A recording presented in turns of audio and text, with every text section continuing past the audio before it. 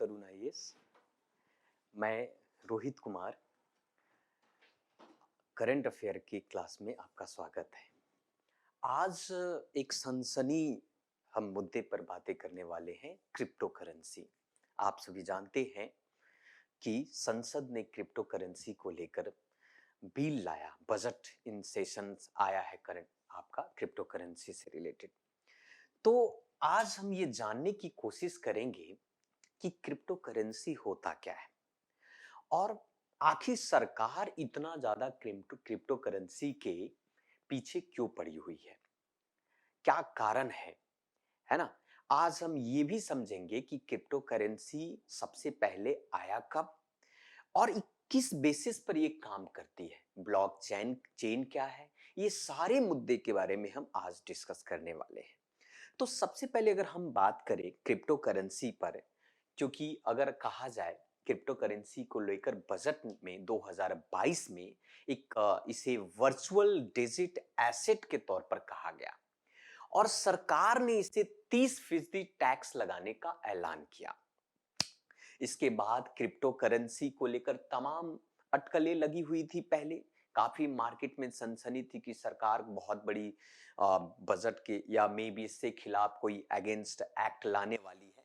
तो चलिए हम जानते हैं कि क्रिप्टो करेंसी होता क्या है। सबसे पहले ये देख लीजिए कि सरकार ने क्या किया है। तो बजट 2022 में वर्चुअल डिजिटल एसेट पर 30% टैक्स लगाने का ऐलान हमारी भारत देश के वित्त मंत्री श्रीमती निर्मला सीतारमन बजट के दौरान उन्होंने कहा। इसके बाद क्रिप्टो करेंसी को लेकर काफी प्रॉब्लम हुई। अब सवाल ये है कि बजट के बाद वित्त मंत्री निर्मला सीतारमन ने प्रेस कॉन्फ्रेंस में ये कहा कि ये जो क्रिप्टो करेंसी है वो डिजिटल करेंसी और क्रिप्टो में काफी फर्क है और इस फर्क के साथ साथ ये वर्चुअल एसेट पर लगने वाले 30% टैक्स के बारे में कहा कि आज के बाद जो है अब क्रिप्टो करेंसी पर हम टैक्स लगाएंगे। 30% टैक्स लगाने की बात उन्होंने इस क्रिप्टो करेंसी के तहत उन्होंने कहा। अब चलिए हम बात करते हैं कि ये है क्या। आप देख सकते हैं कि भाई उन्होंने कहा कि भाई 30% तक टैक्स लेने की बात उन्होंने कहा। एक चीज जानने वाली बात है सबसे पहले कि क्रिप्टो करेंसी है क्या। सबसे पहले इसके बारे में हम प्रॉपर तरीके से जानेंगे कि क्रिप्टो करेंसी है क्या।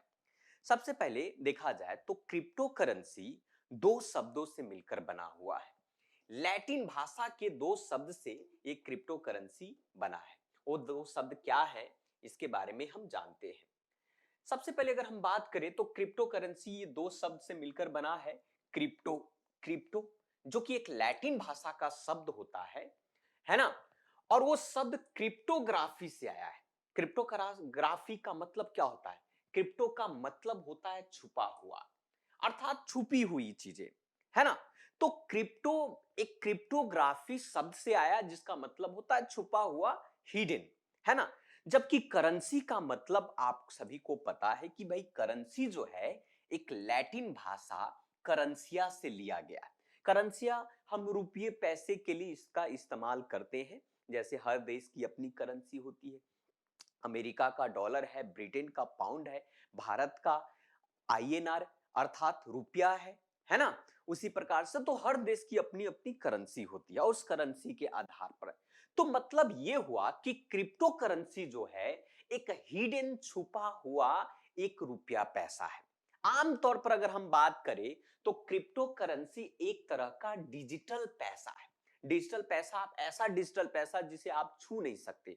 अब हमारे देश के अंदर में जो करेंसी है उसको आप छू सकते हैं, टेंजिबल है, लेकिन ये इनटेंजिबल है, ये डिजिटल मनी है। एक ऐसा डिजिटल पैसा जिसे आप ना तो छू सकते हैं लेकिन आप इसको रख सकते हैं।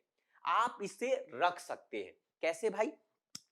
यानी कि कह सकते हैं कि मुद्रा का वह डिजिटल रूप जो यह किसी सिक्के या नोट की तरह ठोस रूप में आपके जेब में तो नहीं होता है, परंतु वो पूरी तरीके से ऑनलाइन आपके वॉलेट में वो होता है।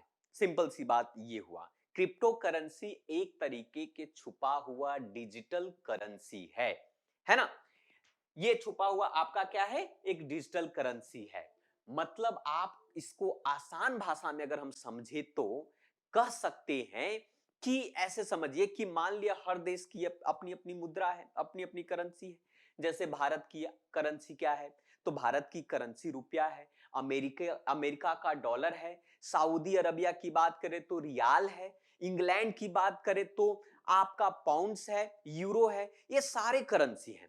लेकिन हर देश जो है अपनी अपनी करेंसी, यानी ऐसी धन प्रणाली जो किसी देश के द्वारा मान्य हो और वहां के लोग इसे इस्तेमाल करने ना जरूरी समझे। मतलब आप कह सकते हैं कि भारत देश में आपने लीगल टेंडर की बात सुना होगा कि जो भारत का जो रुपया पैसा है एज ए लीगल टेंडर का मतलब कि भारत सरकार या आप कह सकते हैं कि भारत देश की जो रिजर्व बैंक ऑफ इंडिया ने उसे मान्यता दिया है, उसकी कोई अपनी वैल्यू है ना उस करेंसी का, जिसे उसको लेन देन में उसका प्रयोग किया जा सकता है। मतलब भारत देश का नागरिक उसे लेने से इनकार नहीं कर सकता है। ऐसे सिस्टम को लीगल टेंडर कहते हैं। तो भारत का जो रुपया है उसका लीगल टेंडर है, इकोनॉमिक का टर्म है। लेकिन क्रिप्टो करेंसी को लेकर रिजर्व बैंक ऑफ इंडिया ने स्टेटमेंट दिया और कहा कि भाई क्रिप्टो करेंसी को लीगल टेंडर नहीं माना जा सकता है। उसकी भी कहानी हम लोग इस यहां पर डिस्कस करेंगे, है ना।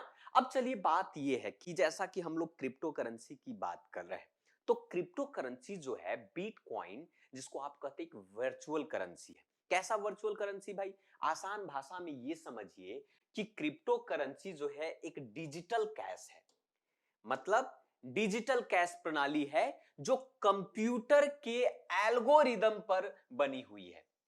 एक कंप्यूटर है, आप यहां देख सकते हैं, उसमें एक एल्गोरिदम्स होते हैं। उस एल्गोरिदम में उसको कोड किया जाता है और उस कोडिंग के जरिए यहां पर आप कह सकते हैं यहाँ का एक डिजिटल रूप है जो ऑनलाइन रहता है और इस पर किसी भी देश या सरकार का कोई नियंत्रण नहीं है। उदाहरण के तौर पर जैसे रिजर्व बैंक ऑफ हमारे देश का जो रुपया है, रुपया का कंट्रोल किस पर है, रुपया जो है का कंट्रोल अगर आरबीआई के द्वारा कंट्रोल किया जाता है। मॉनेटरी पॉलिसी भारत की जो मौद्रिक नीति है वो रुपया को कंट्रोल करती है ना। लेकिन जो बिटकॉइन है या लीट कॉइन है या आप जितने भी है कॉइन्स, है ना, जिसको वर्चुअल करेंसी के तौर पर हम उसे कंसीडर कर रहे हैं, उस वर्चुअल करेंसी का किसी सरकार के द्वारा उसको टैकल नहीं किया जाता है, कंट्रोल नहीं किया जाता है। तो जब सरकार के द्वारा कंट्रोल नहीं किया जाता है, मतलब ये स्वतंत्र तरीके से एक कंप्यूटर के एल्गोरिदम पर बनाया गया है और वही कंप्यूटर का एल्गोरिथम जो है इस वर्चुअल करेंसी को कंट्रोल करता है। कैसे करता है इस पर हम चर्चा करेंगे। तो कहा जाता है कि शुरुआती दौर में देश सरकार का जब इस पर नियंत्रण नहीं है तो शुरुआत में इसे इलीगल, अवैध करार दिया गया। लेकिन बाद में बिटकॉइन की जो बढ़ती लोकप्रियता के चलते कई देशों ने इसको लीगल टेंडर के तौर पर माना और कहा कि और कुछ कुछ ऐसे देश हैं उनका तो खुद की अपनी क्रिप्टो करेंसी उन्होंने लाया, है ना। मतलब आप कह सकते हैं कि जिस प्रकार से क्रिप्टो करेंसी की लोकप्रियता बढ़ रही है तो उस लोकप्रियता के अनुसार देशों ने उसको एज ए लीगल टेंडर के तौर पर इसको माना है, कंसीडर किया है। लेकिन फिलहाल भारत देश के RBI reserve bank of India जो है उसे लीगल टेंडर मानने से साफ साफ इंकार कर दिया है। कैसे काम करती है इस पर ध्यान देने वाली बातें हैं। तो सबसे पहले आप देखिए कि ये कंप्यूटर है, हमारा एक लैपटॉप है, ये लैपटॉप है। अब इसके अंदर में ट्रांजैक्शन ब्रॉडकास्ट बहुत सारे लगे हुए हैं, मतलब ग्राफिक्स लगे हुए हैं, है ना। ये सॉफ्टवेयर बना हुआ है, ट्रांजैक्शन इज ए ब्रॉड, यहां पर ये direct Pir to Pir transfer करता है, मतलब पर्सन टू पर्सन। इसमें बीच में मेडिएशन नहीं है, बीच में मेडिएटर इसका कोई नहीं है यहां पर। मतलब आप कह सकते हैं कि ये ब्लॉकचेन जो है ये कंप्यूटर इस सॉफ्टवेयर से कनेक्टेड है। मतलब नोड कहते हैं इसको, नोड कहते हैं एक दूसरे से। जैसे उदाहरण के तौर पर आप इस चीजों को समझिए कि ये आपका एक कंप्यूटर है,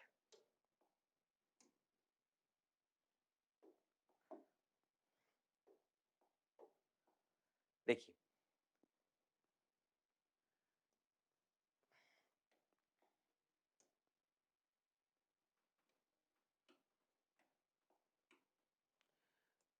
तो ये आपका एक कंप्यूटर है ना, ये आपका कंप्यूटर फर्स्ट। अब यहां से एक बीच में जो हैंडल, जो टैकल करने वाली जो पॉइंट है, जिसको ग्राफिक्स कहते हैं, रिंग कहते हैं, सॉफ्टवेयर जो कंप्यूटर का है, ये है आपका। यहां पर हमने सब लगा दिया है। और ये जो है दूसरा यूजर है, यूजर फर्स्ट और यूजर सेकेंड, है ना, यूजर फर्स्ट और यूजर आपका सेकेंड। ये इन्होंने ये जो कॉइन है इसका कुछ परसेंट या 1/4 भाग जो है, इनके पास अपना वॉलेट है और इनके पास भी अपना वॉलेट है। तो ये इस कॉइन का 1/4 भाग जो है, ये किसी यूजर सेकेंड को ट्रांसफर करना चाहते हैं, तो ये व्यक्ति डायरेक्ट यहां पर सेंड होगा, मतलब ये मॉनिटर कर रहा है ना। और इस ब्लॉकचेन के जरिए ये व्यक्ति डायरेक्ट इस यूजर को, अगर मान लिया कि इनके पास हाफ था, मान लिया कि इनके पास जो था वो ट्रांसफर करने का, वो हाफ था, ये हाफ है इनके पास। ये देखिए, मान लिया कि इनके पास भी एक कॉइन है। अब इस कॉइन का अगर देखा जाए, और यहां पर भी एक कॉइन है यूजर वन का इस फॉर्म में, ये एक बिटकॉइन है। अब चलिए ध्यान से समझने वाली बात है कि ये महाशय, ये कॉइन हाफ इसका 1/4 कॉइन जो है, ये 1/4 कॉइन ये ट्रांसफर करना चाहते हैं, अर्थात, और इनके पास जो पहले से जो था,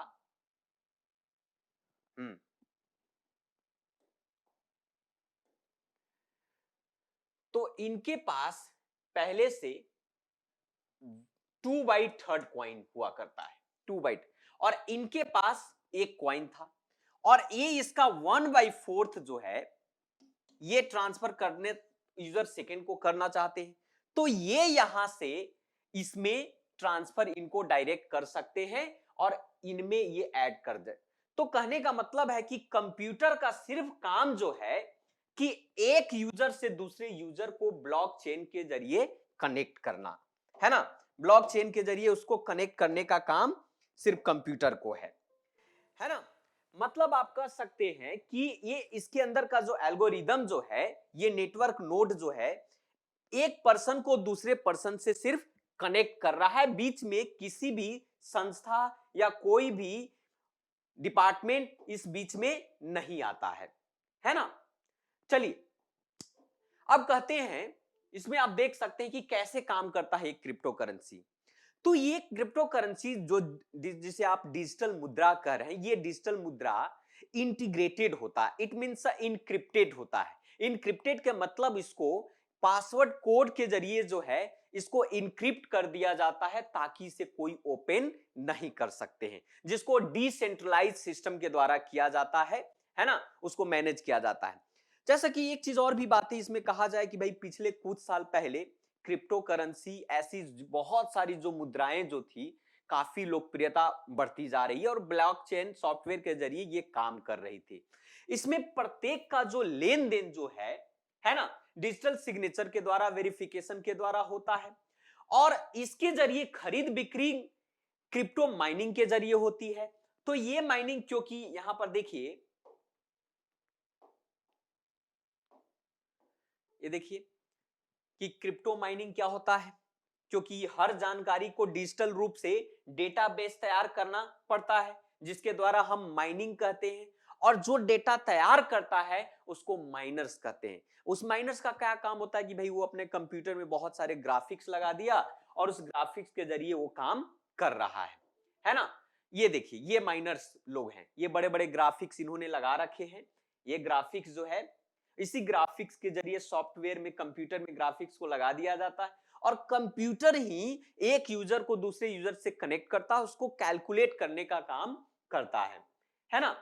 अब आसान भाषा में ये बात समझिए कि भाई क्रिप्टो करेंसी जो ब्लॉकचेन की तकनीकी पर आधारित है ना, और जो क्रिप्टोग्राफी के द्वारा उसको सुरक्षित किया जाता है। और ये सारा काम जो है पावरफुल कंप्यूटर्स के द्वारा ये होता है, जो और विशेषज्ञों को मानना है कि भाई ये ऐसा कोड बनाया गया है जिसको कॉपी करना करीब करीब नामुमकिन है ना।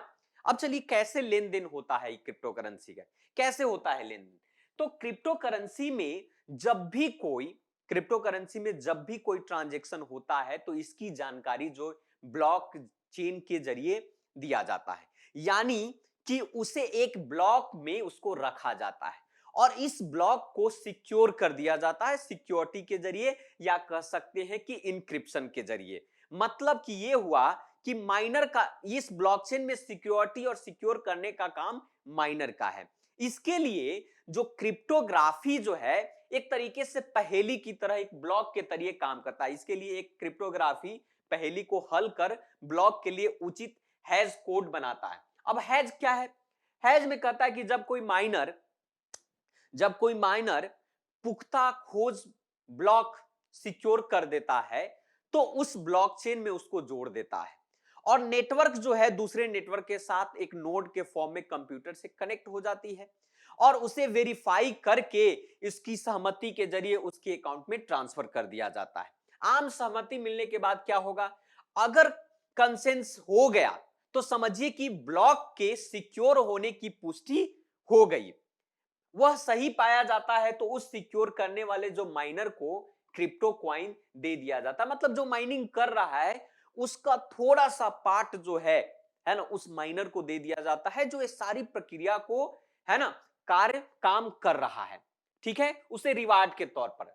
अब सवाल यह है कि कितने कितने तरीके के होते हैं, है ना, कितने तरीके के होते हैं क्रिप्टो करेंसी।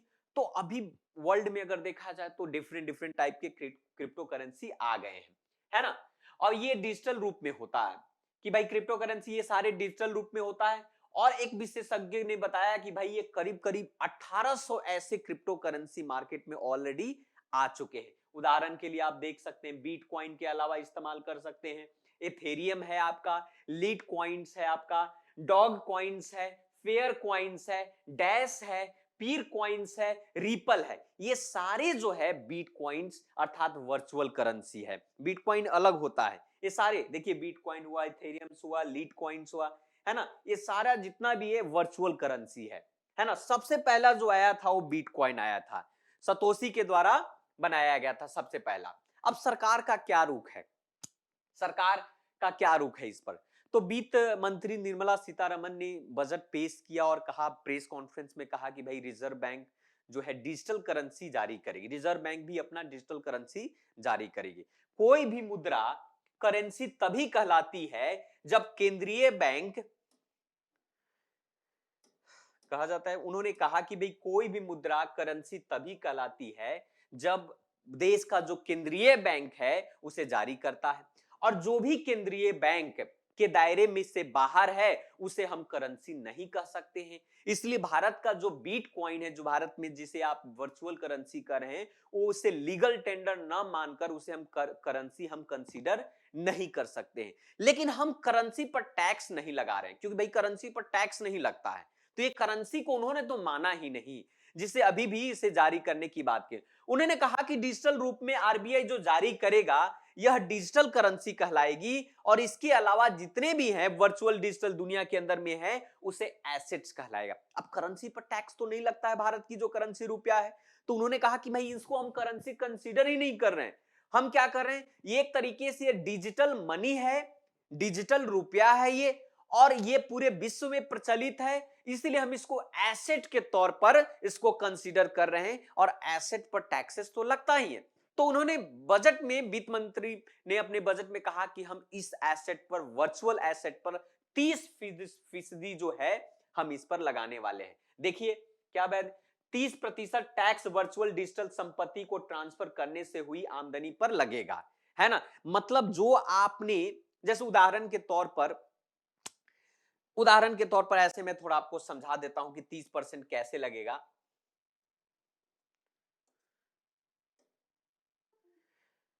जैसे ये देखिए,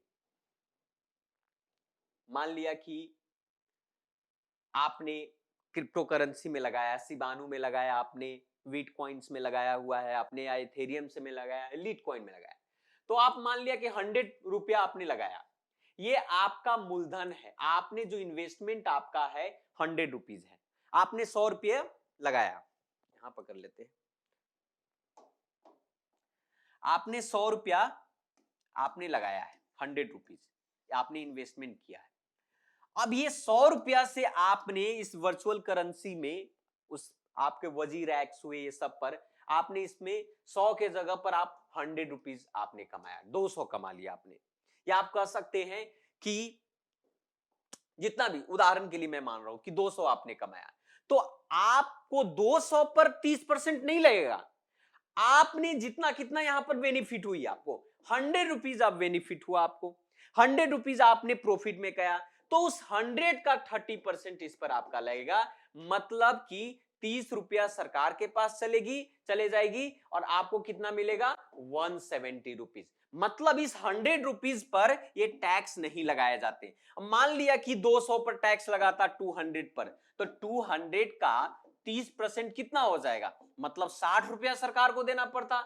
ऐसे कितना सरकार को देना पड़ा है, आपको कितना बचता भाई, 140 बचता, लेकिन सरकार को अभी ऐसे कितना देना पड़ रहा है, सिर्फ 30 रुपया। इट मींस आप 170 रुपया प्राप्त करेंगे। तो ये कहा गया कि भाई 30% जो टैक्स सरकार जो लेगी वर्चुअल एसेट पर, वो 30% बेनिफिट पर मिलेगा आपका, आपने कितना उसको बेनिफिट उसमें कमाया है आपने, है ना, जो इन्वेस्टमेंट का हुआ है, तभी तो इसको एसेट्स कंसीडर किया जा रहा है ना। अदरवाइज करेंसी होता तो करेंसी पर टैक्स थोड़ी लगते हैं, है ना। तो इस प्रकार करेंसी पर टैक्स लगने वाली बात होती है एक्सचेंज के लिए, जिसको टोबिन टैक्स भी कहा जाता है, आप इंडियन इकोनॉमिक्स में इस चीजों को पढ़ेंगे। तो ये आपका था क्रिप्टो करेंसी, और इसी से रिलेटेड और भी बहुत सारे जानकारी आपको नेक्स्ट दूसरे वीडियो में हम लेकर आएंगे। Thank you very much.